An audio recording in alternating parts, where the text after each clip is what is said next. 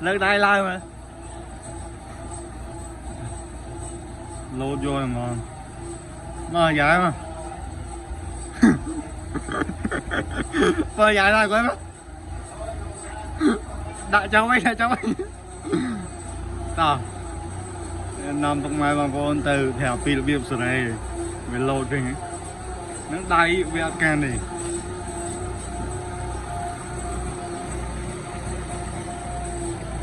នេះលោតកំងនេះតើអើមកតើអើមិនតើអើធម្មតាទេ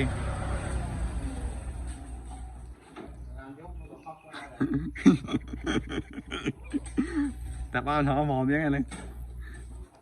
តោះឥឡូវយើងទៅធ្វើការសេរីទាំងអស់គ្នានេះលេងមិនតើអើធម្មតានេះលក្ខណៈចូលហមនេះយកដូចហមហ្នឹង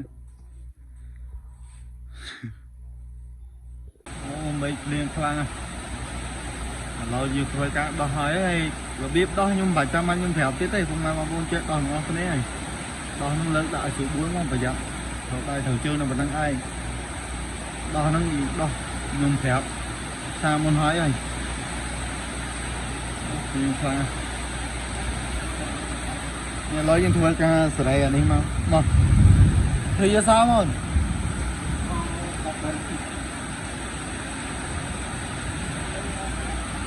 nè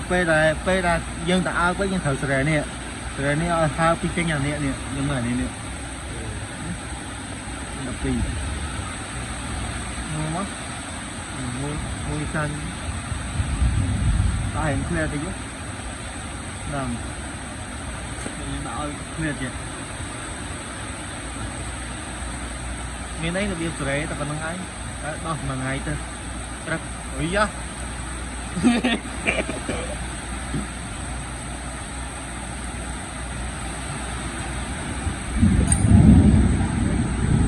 đang coi như đang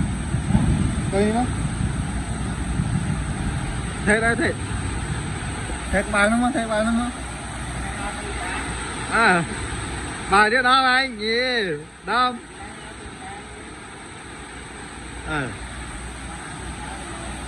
nên ai chờ này rồi ta còn đang mắc bán này ở Việt tăng nó hay chạp trâu bên đó chạp đường này.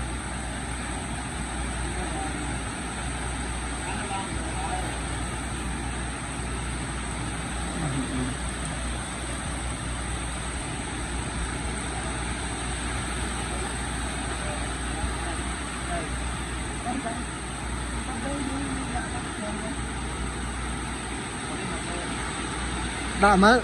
lợt cho lợt lao hơn đo là đo một tích với nhá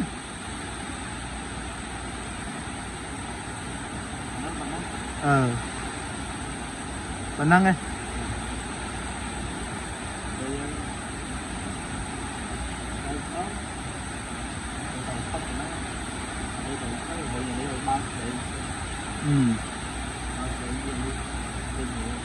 rồi chạp trâu với nhân đó mớ mua là chào là pi mất rồi đâu bay mau chữ đèn tí này nội dung tay hãy mơ ra pi để dương sẽ hai trắng đã tao bên đâu tạo thì đạt nó cái hào tạo thì rồi chạp trâu bên sân tao lấy trâu ấy không nói dương thưa ca sợi hai ấy tao bây giờ sợi hai người ca chạm trâu mà nhưng thưa ca chạm trâu bây giờ về lên cả ai thế nhỉ chân ông bên đây là vạ thế tôi nhung thèm không video nó sợi tao tôi nhung thèm á sợi phân bao nhiêu mất tư về lên ấy ở đi tiếp từ xa mình từ xa nhưng sợi mình đấy từ xa nó ở toàn mùa nó ở toàn mùa mai vé chân ở con trai cũng mà môn ở kia hay và sân chi trong những thời video đã có mùi ở trạm mùi lan tiết chui xem nè mùi tôi đầm bày rồi